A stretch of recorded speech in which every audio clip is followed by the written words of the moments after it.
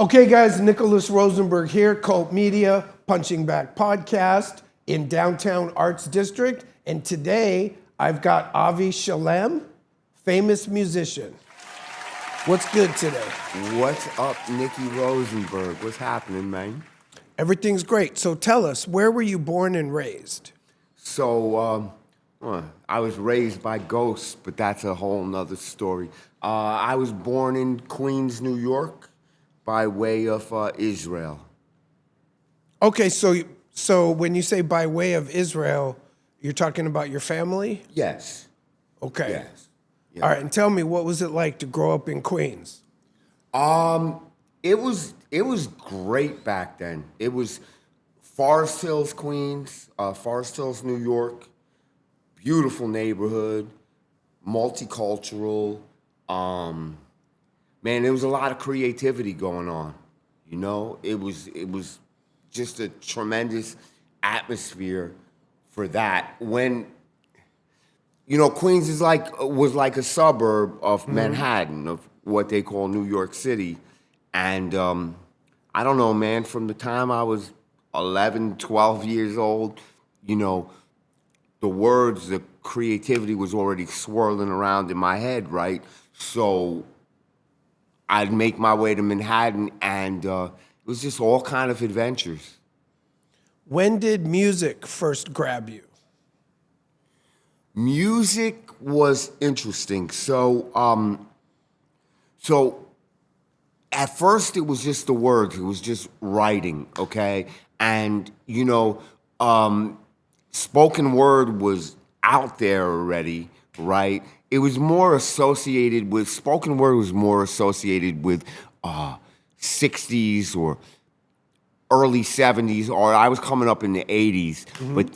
But then slams started happening where we had places like the New Yorican Poets Cafe in New York. And so then some cats started to put the music with the spoken word. And I was always decent at, I never wrote poetry, okay? Like, poetry seemed like, no offense, but that was about rules, okay? I wrote prose, spoken word, you know what I'm saying? So, and I would describe what was happening in my life, you know? So my work was always autobiographical, okay?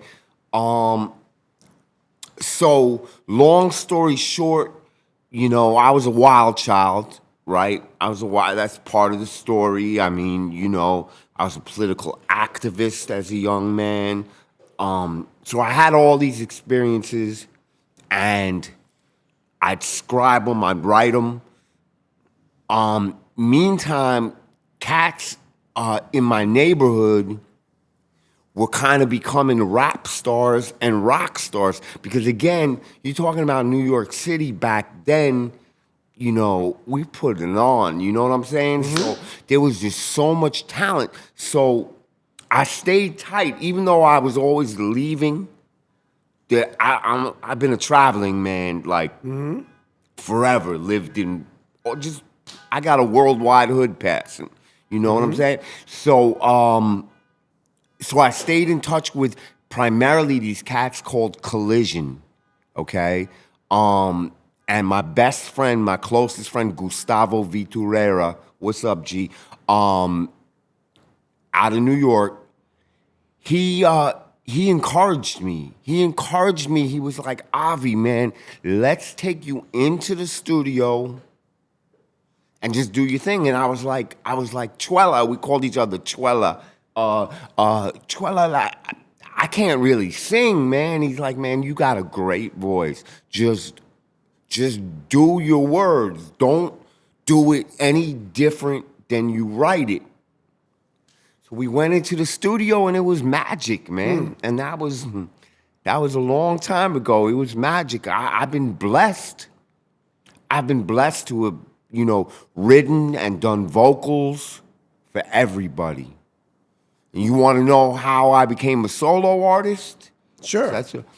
So for years, I don't know, 15 years, let's say, I managed to eke out a living. I was kind of the specialist, they would call me. You know, people would call me in.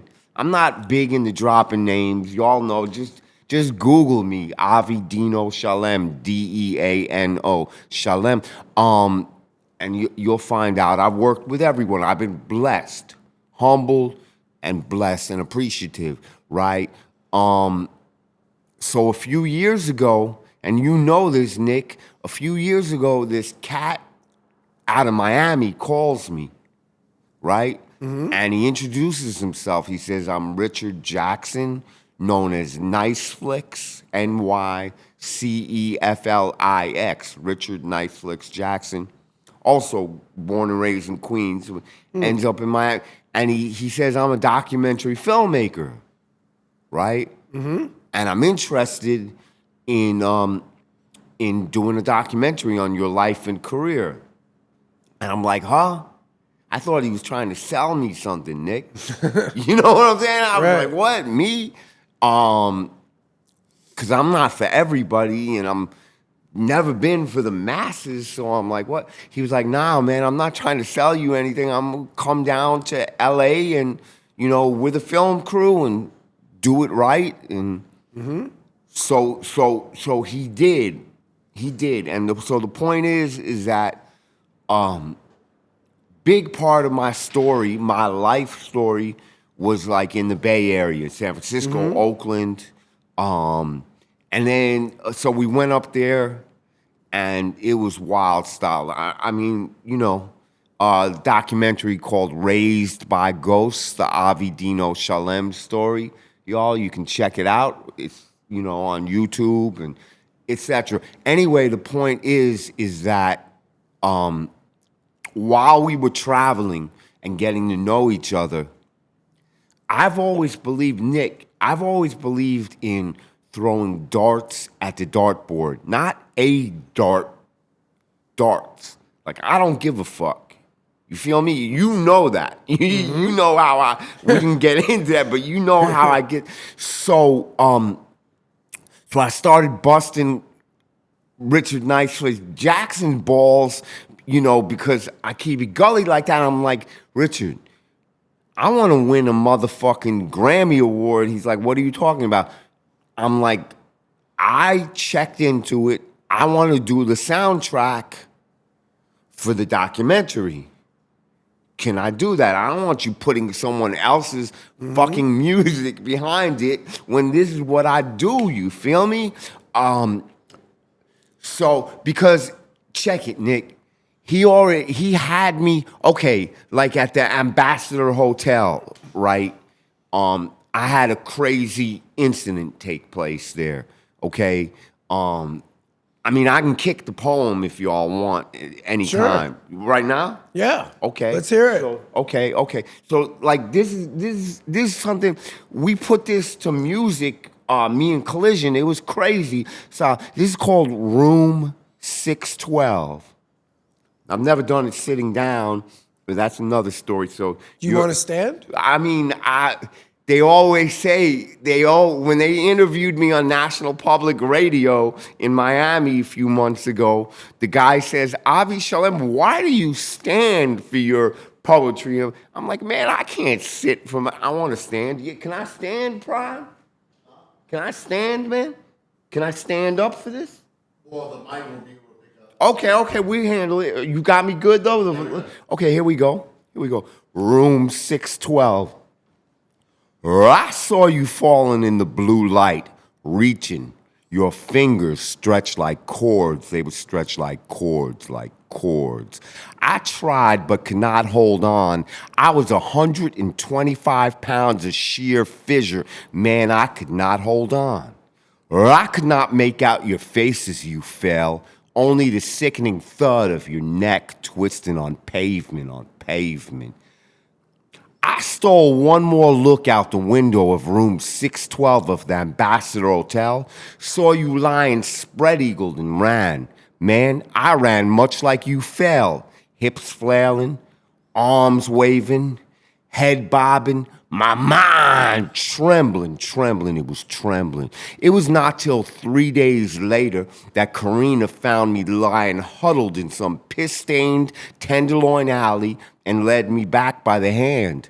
By then, the heat had subsided.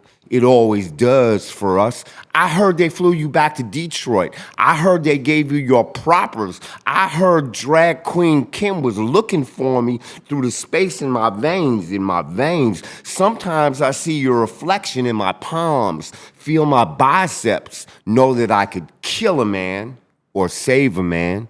Greg, why'd you go and do that? Take that man off. Greg, why'd you come to my room and climb the ledge? Greg, I could hold you now. My arms are strong. They're strong.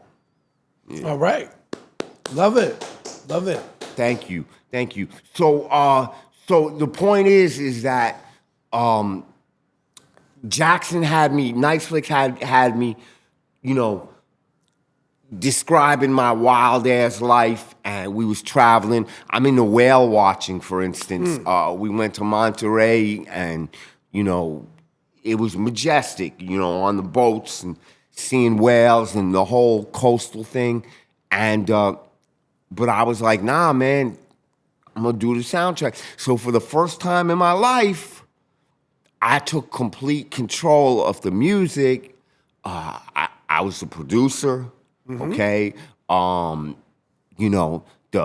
main vocalist up in front, and so we're going for Best Documentary Soundtrack Grammy Award, man. We're going for submission, For your consideration. For your consideration, y'all. Vote AVI. You feel me? So tell us, how did you and I meet? Oh, shit. Loaded question. It's an amazing fucking story. It's an amazing story. All right. I gotta breathe. This shit gets emotional. Specifically, how you and I met. Okay. So the LAPD. It's a long story, but I had a wild ass fake case put on me, okay? And it was crazy. They were trying to get me, basically all day. They were trying to wash me up, right? So the circumstances behind that first, or you tell me, like, how, or specifics. How long have we known each other? Shit, well over 13, 14 years, man. Okay. 13, 14 years. Look. Okay. This is a big thing, people, right? People say, family says it, friends say it, people that, if you're looking for employment, say it, people that want to know who the fuck you are, Google you, and then they say, well, when there's smoke, there's fire. You feel me? Mm-hmm. People say that, right? But there's innocent people out there as well. So there's innocent people out there as well. But, people are cynical, like what they say. And, I understand it. Like, oh, everyone in prison is innocent, they say. Okay, I understand it. Plenty of scumbags in prison, too. We all know that, right? But I'm not one of them, right? I mean, I've made a lot of mistakes in my life, growing up as a political activist specifically for Jewish people's freedom and rights, because I'm talking 1970s, when Russian Jews were being thrown in Siberian gulag prisons for 10, 15 motherfucking years for the crime of wanting to leave that shithole country and to immigrate to our indigenous homeland of Israel, right? So, so by the time I'm 11, 12 years old, I'm wilding in New York City. I'm catching little cases, not really cases, but I'm on file. I mean, lock me up for 10 minutes and let me leave. You know, I don't think half the time they even put it on paper, but that's not the fact. The fact is that, oh shit, rookie mistakes, people. It's okay. Rookie mistake, okay. All right, we have edit control though, right? Okay, Yeah. here we go. Okay, so I had a little jacket on me, and then time goes by, you know, and caught a few cases, whatever, bullshit stuff, you know. 20 years goes by. I'm a honest, hardworking citizen. You feel me? Mm-hmm. Doing the right thing. Doing the right thing. I've never been a person anyway to be a scumbag. Like even when they said I was, how you want to say it, a gangster or whatnot, I never victimized people, citizens. I mean, you know, I don't play well necessarily in the same sandbox as other men, you feel me? But, you know, but I'm not a victimizer, right? I'm Aries alpha male, let's say. So 20 years goes on, I'm doing the right thing, and one night I'm playing in a classic bar in the hood, in, you know, mid-city LA on Crenshaw and Adams, right? It's called the Living Room, right? The Living Room. Right across the street from Phillips Barbecue. What's up, Gear? What's up, Gear? Crenshaw and Adams, the office. What's up, Gear gang? Okay, so anyway, You played the living room. I played the Living Room, and I guess a few days after that, half the LAPD shows up at my door. SWAT, helicopters, motherfucking SWAT, the whole 9 yards. No fucking idea what happened, right? So after the gig, packed ass gig, right? So I had driven my bass player home, and where there's smoke, there's fire, bullshit, people. So I stopped off at his place, which was my old apartment. We lived in the same building. That's how I found, that's the point, okay? So, my old apartment, I just moved out of. My daughter was born, bam. Few feet away is a woman's shelter with a gang of cameras and everything, right? It's a woman's shelter, right? Bam. Across the street from there is an international youth hostel. Bam. Another gang of cameras. So apparently, when I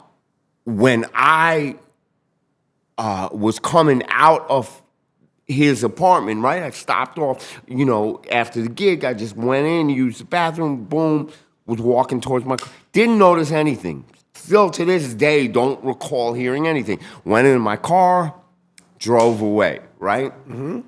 They said that I jacked, armed robbery, this couple from England, apparently. Man and woman from England. What the fuck? Like, didn't make no sense. By the way, I don't know, I had, like 30,000 in my savings account at the time. I just finished a major gig. Had a great job. The fuck, you know. Plus, Avi don't get down like that. I mean, again, I'm not a victimizer, you know. Maybe if I was a gangster and stuff, it'd be somebody in the life. Maybe they could get it, but you know what I'm saying? And that's only if they're not a stand-up guy, you feel me? So this shit was outrageous. So nobody's listening to me.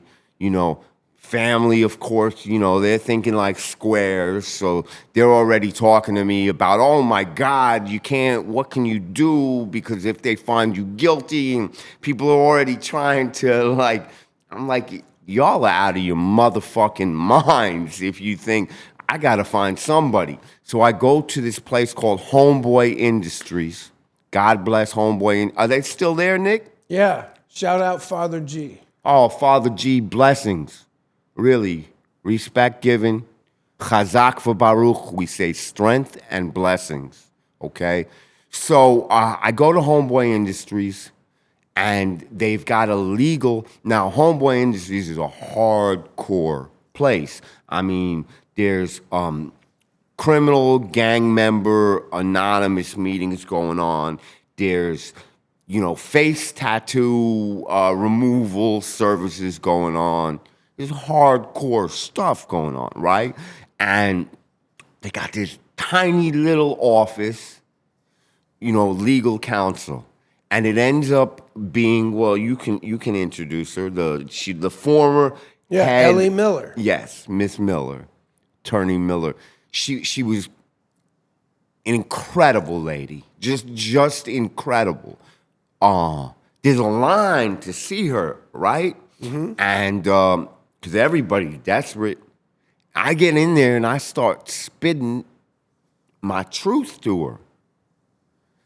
And she looks at me. She let me talk for like 20 minutes. She looks at me, and her and you, Attorney Nick Rosenberg, the only people I've ever seen do this in your profession, looked me in the eye, and she said, I believe you. Man, she believes me, man. Some kind of relief comes over me. She's a busy woman, man. She got little pictures, tiny little office, but she got pictures like with her and Bill Clinton, and she's not nobody to play with, right? Like, she starts rummaging through her desk drawer. I don't know what she's doing. I'm just still babbling and murmuring. She believes me. She believes me. She pulls out an old, chewed up business card. She goes, this belongs to Attorney Nicholas Rosenberg. She hands it to me. Okay. First thing I think is he's a Heb like me. Okay. She goes, listen to me.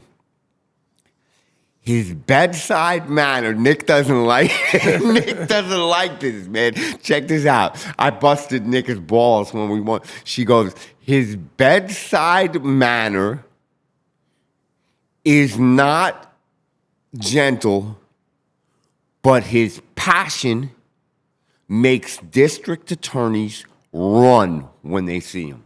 That's what she said. Bedside manner is not gentle, but district attorneys run when they see him. I'm like, okay, I'm still trying to... She goes, but here's the thing. And she looks at me and she goes, you got about 30 seconds on that phone to convince him to take your case, because he's going to decide right then, because he's very passionate. So I said, well, what do you want me? She said, you're very passionate. I mean, you're sitting here and I believe you and you're very passionate. I said, okay.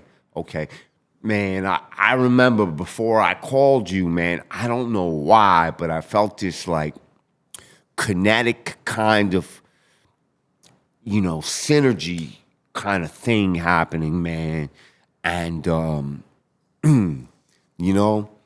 it was mostly about my kids, man. You know what I'm saying? Like, I just wasn't ready for that. You feel me? Mm-hmm.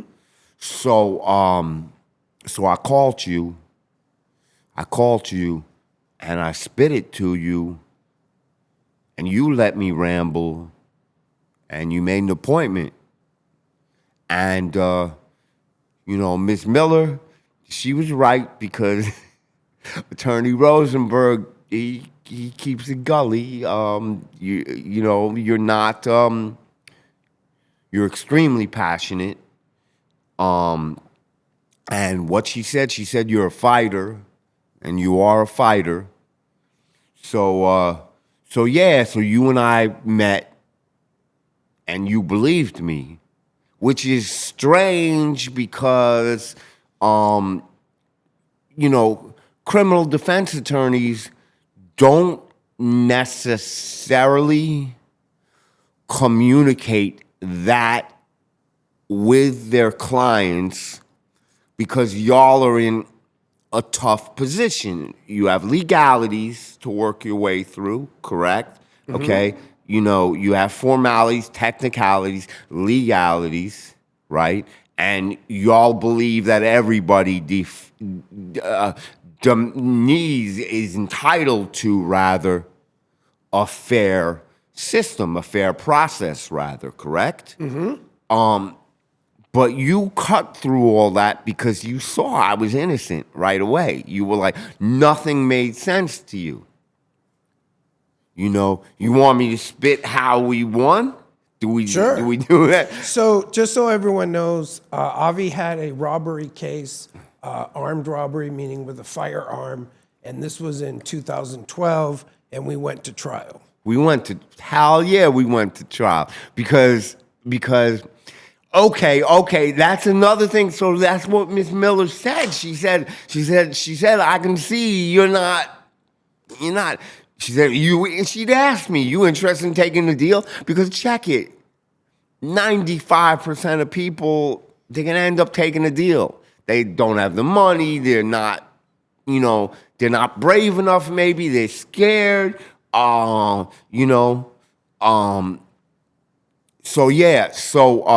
she said, because he's a trial attorney. That's what she said about Nick. He's a trial attorney. Now, I thought, because again, y'all, I throw darts at the dartboard. I go for mine. Like, I'm not somebody who ever was supposed to have played the biggest world stages in music that there are, because I couldn't traditionally sing my way out of the shower. You know what I'm saying? So there's no way I'm doing anything but finding the best, baddest ass trial attorney that there is. So you want to lead this conversation into what happened? I think you should bring about what Salazar, we love you, Alex Salazar, what he found with the Blammer and all of that, the blue steel. You remember that? Yeah. So what was it like testifying at your trial? Okay. So language has saved my ass my whole life. I got no motherfucking filter, okay? But, so I'm not everyone's cup of tea, okay? But I'm gonna decimate you on language because words, man, they swirl around in my head all times. You can't beat me on words. So District Attorney Chung, right? That was his name, Chung. Yeah, John. Right. So, he tried to intimidate me on there, and there was no way that was going to happen. Most people are not supposed to get up on the stand, themselves, because they're going to get jacked on the words. But I told Attorney Rosenberg, I'm going to handle my business. Don't worry. He'd gotten to know me by then. So, what was it like? One of my sisters, a bunch of my sisters had flown in to support me. And one of them said, Avi, don't, when you get up there, don't be angry. Don't be so intense. I'm like, nah, my love. I am angry, okay? I am intense. I am passionate. I am fighting for my life. I'm not gonna play, puppy dogs for the jury. I'm gonna be myself. I am outraged. That was the word I used. I am outraged. And so I destroyed the district attorney on his words. I tossed them back in his face. You see, it's all in the words. Nick had introduced an amazing private investigator into the case, right? So Alex Salazar, ex-Rampart Division police, ex-Marine, amazing guy. So first thing him and I noticed was the words, because Nick's really thorough. Like, he's gonna get every piece of paperwork that the other side is not trying to necessarily, let you see so clearly. So the victims were basically kids from Great Britain. So in the description of who had done what, they said the perpetrator had flashed a blue steel handgun. Pay attention to this, people, especially those of you who say when there's smoke, there's fire, right? A blue steel handgun.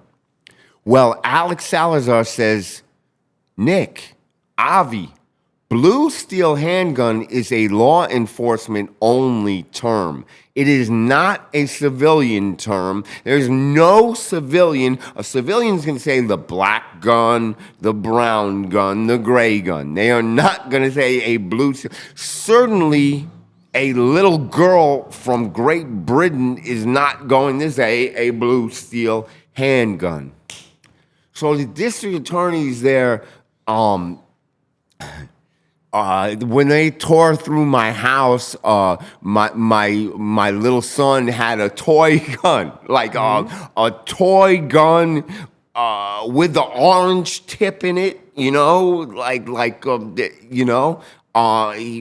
whatever. So Chung tries to say, he's cross-examining me. He tries to say the handgun recovered. I said, you mean the non-blue steel handgun? Are you talking about the black toy gun with a big orange toy tip in it? Things like that just destroyed him on the narrative. And how did you say it? You'd never seen how did you say it? Right. So I said I've never seen a district attorney give up during the middle of cross-examination, which is what happened. That is what happened. So what happened when we gave the case to the jury? Woo! Yeah, and look. That shit is intense. Okay? Now, you don't want them to be too quick. That's usually not good. And they weren't too quick. So that was good. Took a number of days, and we went through a weekend, and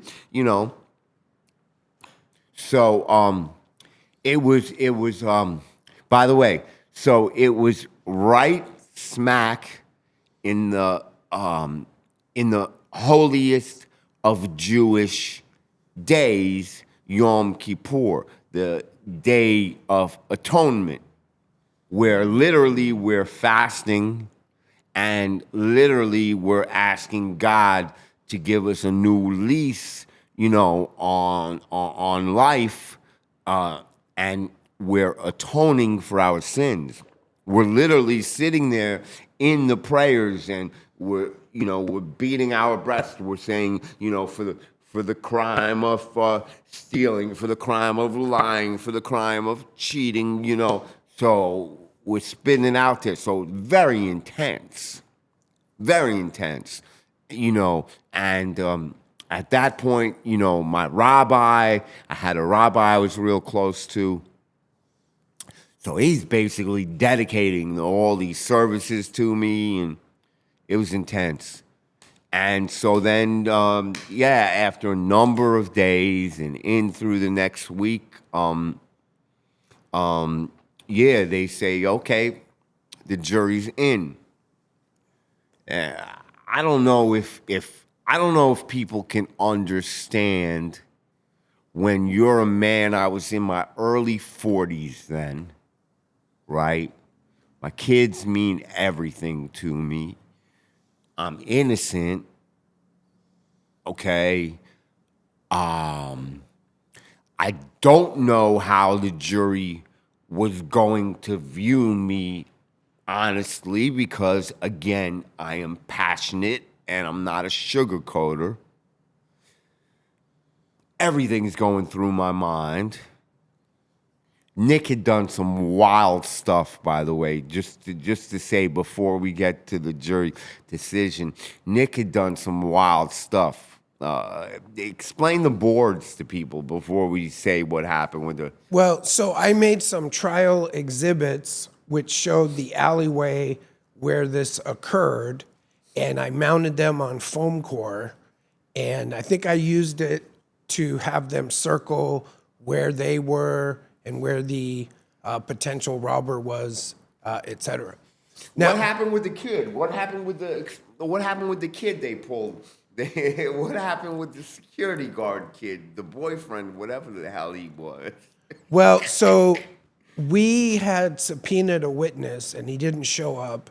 So Alex Salazar called LAPD and we brought him to the trial in handcuffs. Yes, we brought him to the trial in handcuffs because check this out. So apparently, my ass is walking to my car, opening the door, getting in, and some fucking punk kid who was supposed to be the security guard was partying. They had like a little bar attached to this place, and he was somewhere where he wasn't supposed to be. And then so finally, you know, after the jacking went down, I guess a bunch of people had run, where's the fucking security guard? They found him. He runs outside, sees, I guess, my ass getting into my car, writes down my license plate, and that's it. The Popo put one on me, right? So they bring his ass in. It's not important because obviously, and the kid wasn't, he was trying to hide from Nick and Alex Salazar, and Salazar wasn't having it, so Salazar had his ass brought in cuffs, right? So, they were playing dirty, like my wife. They were never gonna use her, the other side, because, you know, she would have torn the case going. But what they did, they didn't want the jury to feel sympathy for me by seeing that, you know, I had all these loved ones, including a wife. So they had listed her as a potential witness, right? So she was not allowed into... She was excluded. She was excluded, so she couldn't be there, right? So that they didn't want the jury to, you know, for me to get sympathy points. So you're standing there. It's Nick. It's me.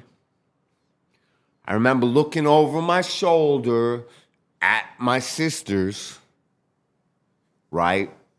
Kids, of course, they didn't even, they nothing, you know, we kept them somehow basically out of the loop. So they were, so my sister, I remember looking over and realizing, man, like, if this doesn't go well, like, I'm not even gonna get a hug in. So I remember looking over, and then I specifically remember the court cops, what do you call them? Bailiffs. So when the jury's announcing, all of a sudden they crowd you. Now, and they were good. These cats had been, you know, they're good. They're professional. They're not, you know, but their job, because if it's a guilty, they're getting ready for you to start wilding, you know. So I remember them crowding my body space. So yeah, this shit's intense, and we, the jury, find the defendant. Bam, not guilty. Bam. That's right, punching back. That ain't even shit, Because we didn't even get to me being a 6'2" black male. We didn't even get Right. to that. Yeah. And then several years later, we had another situation Yes, we at did. the airport courthouse. Yes, we did, man. So that was an assault charge at a Thai massage parlor. Yeah, it was assault and a robbery. And a robbery. Oh, right. Yeah, okay. Robbery, gun. Right. Gun, on. Okay. That was also an LAPD case. Oh, yeah. But without saying the name, can you describe the investigating officer? Yeah, motherfucking bow tie wearing, literally, oh my God, bow tie wearing with a sriracha hot sauce necklace, literally. He wore a sriracha hot sauce motherfucking necklace.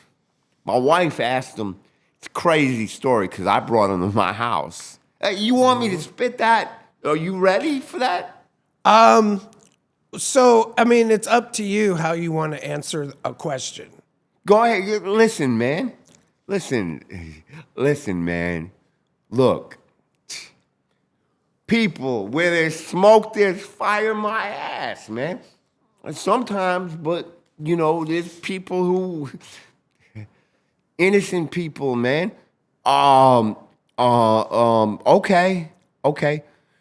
Motherfucking, I had gotten a new job. I was the creative director for an alternative energy company.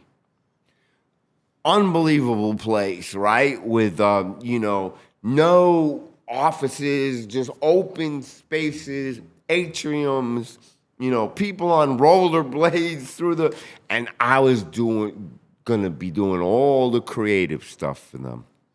Unbelievable job. Unbelievable. Except for my luck, I was day 3 into the job, right?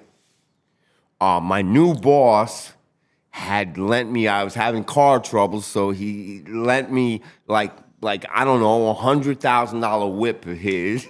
So, and I'm excited. Amazing job. And, like any righteous, gangster, inmate, whatever you want to, what you've been through, I'm a schedule guy. I'm always on time or early, etc. So I have a routine. So as I go to my local bodega or, to grab my coffee to start my journey to the valley from Pico and Crenshaw, right? So I pull into the bodega parking lot, and I don't think I could describe it more aptly than it was like an old Western where everybody has cleared out of Main Street except for the bad guys and the so-called good guys. I gotta tell you, maybe 8 cop cars. Then here comes a helicopter out of nowhere. And here comes a tactical vehicle. I guess it was SWAT or something. And by the way, which is crazy, Nick, the way they always come at me, because I'm old school. I'm never one. I'm not going to be banging my head against the cop car window and acting the fool. And I'm a stand-up guy. I'm a soldier, man. So the point is that they're on the bullhorn. The town is cleared out of Dodge. There's no, it's like surreal. They're on the bullhorn, and so they're bullhorning me how to exit the vehicle, right? So I do. and they're describing and all this LA stuff that they do in LA, you know, take your shirt and put it like this and all this crazy. And then they try to tell me to go down to my knees. And I'm like, I don't do that. I said, I don't do that. Y'all know that. I'm no threat to you, but I don't. It's because I'm Jewish. I'm not allowed to bow. I bow. The Jew bows before no man, only God. Straight like that. That's Menachem Begin, our great freedom-fighting prime minister, had said that. So I'm out the car, and Hopkins is on the motherfucking, I said his name, I don't give a fuck, on the bullhorn. Black male, we see you. Exit the car. I'm like, there is no black male. I'm all alone. Strange shit. So they have me facing this wall because I wouldn't get down on my knees. These two detectives walk over to me, including Mr. Bowtie.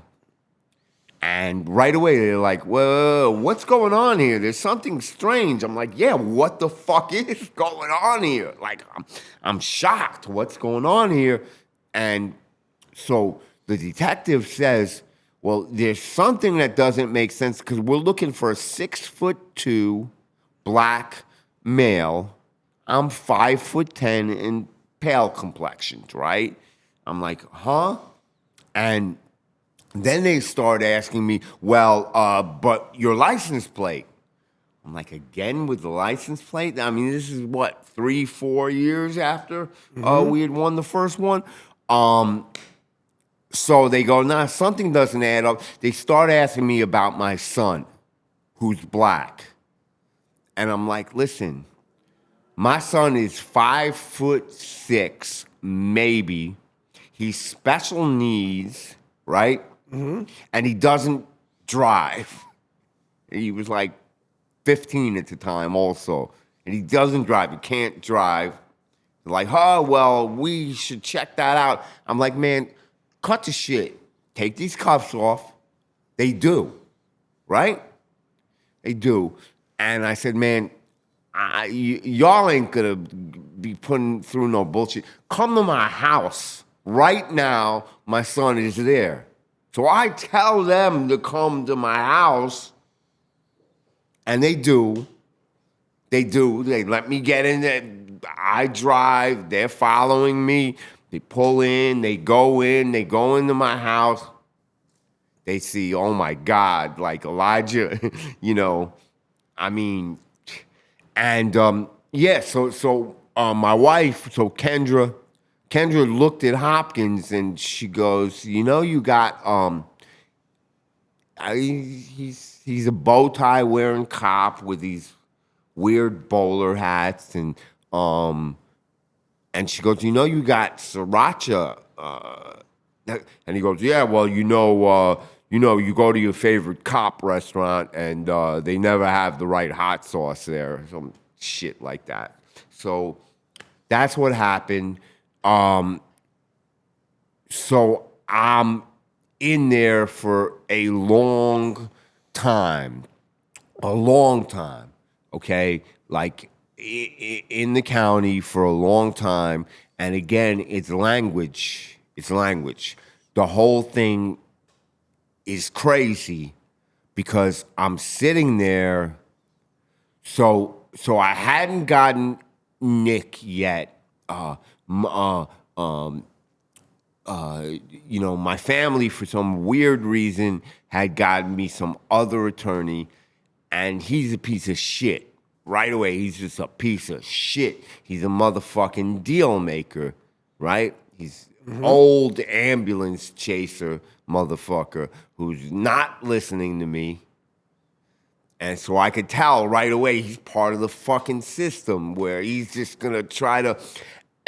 So I'm representing myself at first, and I'm like, Okay, man. So there's 3 Thai women who owned like a nail salon, massage place, and all this shit, right? And by the way, there's a Smart and Final next to it. And I had been there on video, by the way, because they got video, buying a case of paper towels. So that's what I was doing there for you where there's smoke, there's fire, motherfucking judgmental people, right? So anyway, the 3 Thai women apparently had been screaming. Someone had walked in, a 6'2" black male. Shit, all these years later, it doesn't make sense. 6'2" black male walked in, tried to jack him or jacked him. And so 3 good Samaritans had given chase and were calling 911 simultaneously to the 3 Thai women who don't really speak English. So the 3 good Samaritans are describing a tall black male. Apparently, they lost him in the chase, right? So again, people were just running around, grabbing license plates of, I guess, everyone, The 3 Thai women say, black man, black man. So it's on paperwork, right? So crazy shit's happening where we're in court and I'm yelling, okay, the 6-pack. Nick described to me very, very well at the first case about what's called the 6-pack photo lineup, where, so you're a victim and you come into the police precinct and, you got a description of the perpetrator. And so they're showing you what's called a 6-pack, right? Yeah, photographic array 6-pack. Okay. And so how are they doing it? If they want you to identify somebody, do you see anybody here that perhaps resembles the perpetrator? With their fucking finger. But no, they don't identify him. Apparently, I'm in there, but they're like, no, not him. I'm yelling that shit out in court, and the district attorney's telling me to shut up, and I won't, and I'm telling my bunk-ass attorney to shut the fuck up because he's trying to shut me up, to push me to his cop and a police. So I hire Attorney Rosenberg, and he obviously knows, man, Avi's not fucking guilty. This is ridiculous. So Nick gets me a live lineup in Men's Central Jail. A live lineup for y'all is literally like you see in the old school movies. I don't think they do it much anymore. They don't, right? So It's called an Evans lineup for the case that says that we have the right to ask for a live lineup. and what happens? How does that process go in Men's Central Jail, Nick? Well, you can explain it better, but basically they get 4 or 5 random people, and then the defendant, and they have a viewing. There's a special room we call it MCJ, where they do these. And so, Avi, explain what it's like when you're going to your live lineup. This shit is crazy. Okay. So the fucking cops come, right? And, listen, I'm sorry, but corrections officers are not necessarily rocket scientists, first of all, and they are certainly not virtuous, towards civil liberty or whatever, litigation, veracity or legality. So what do? first thing again with the language, so I'm looking for them to put some black males in the lot because that's all 6 people, 3 victims, 3 good Samaritans, a black male is there in the paperwork. You know, that's got a bunch of inches on me too, right? No, so they're trying to find people that somehow, somewhat resemble me. So they're running through, you know, dormitory by dormitory, right? So first of all, that shit's wild to me because, you know, I'm a single cell kind of cat, right? So they were walking me to all these dormitories and stuff like that. And I'm a single cell kind of cat. So, you know, so they're pulling all these people. I was wearing glasses at the time. They're trying to make me take my glasses off, and I'm like, nah, y'all don't tell me how to look, okay? I was wearing glasses when I got arrested. I'm wearing glasses now. I'm wearing glasses.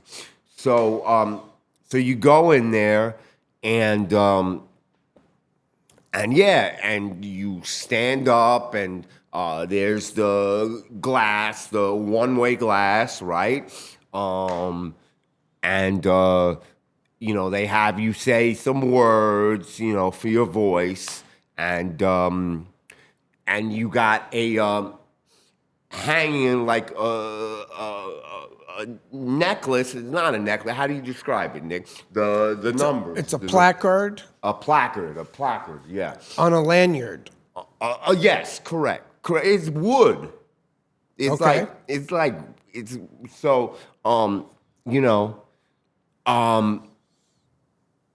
so they don't fucking pick me. They don't pick me, even though that whole process they could have picked me because there were no black men, but they don't pick me.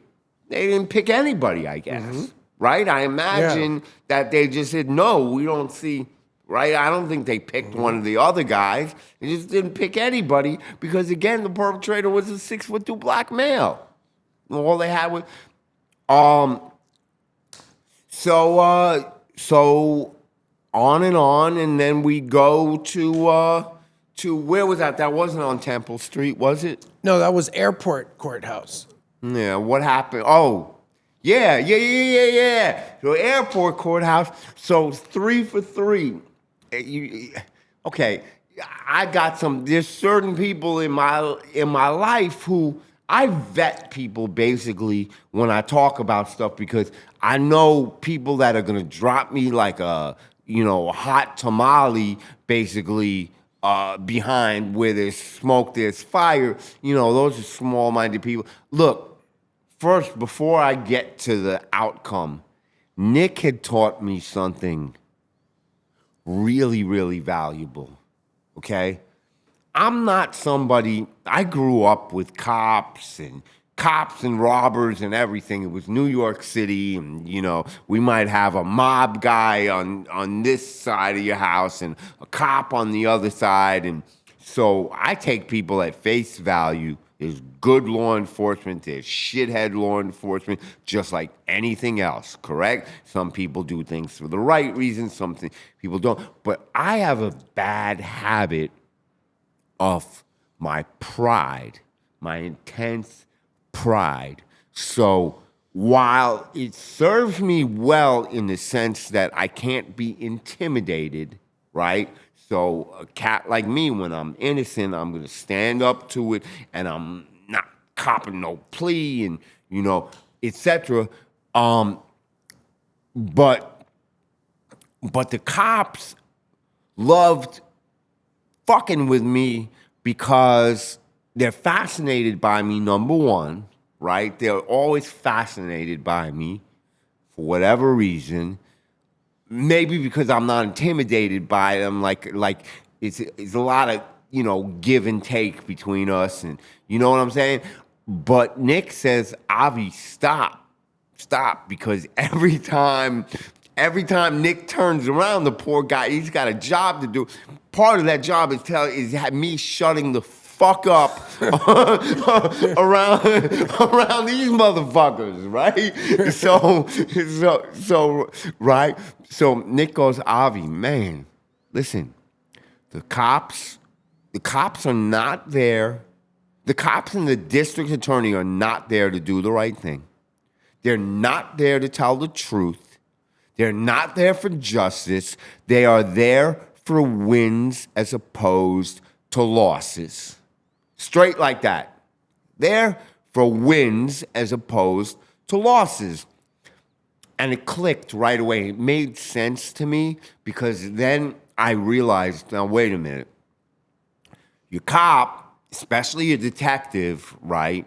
Their career is being made on, good cases versus bullshit cases, correct?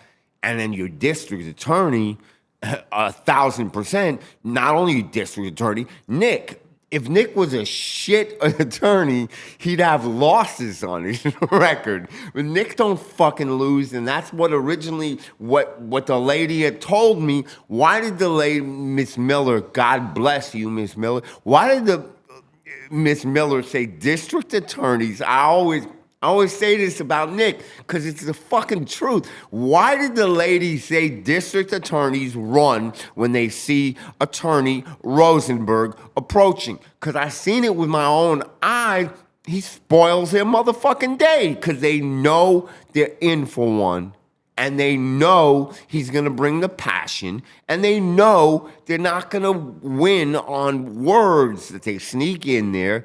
Okay? It's going to be, so yeah, man. So here's the outcome is as follows, people. The three women, one after another, and they don't speak English. They got interpreters, okay? So, by the way, quick aside, half the time in court, I'm yelling out. I'm telling that other attorney, shut the fuck up, and I'm yelling out, Your Honor, they said black. And so the district attorney would yell back, they don't know English. And I would yell back, if you know black, you know white. If you know white, you know black. I mean, what the fuck? You know what I'm saying? So yeah. Is he the man? They point to me. No. So the judge had enough, finally, and she hammers it. She sends the gavel down, and she goes, in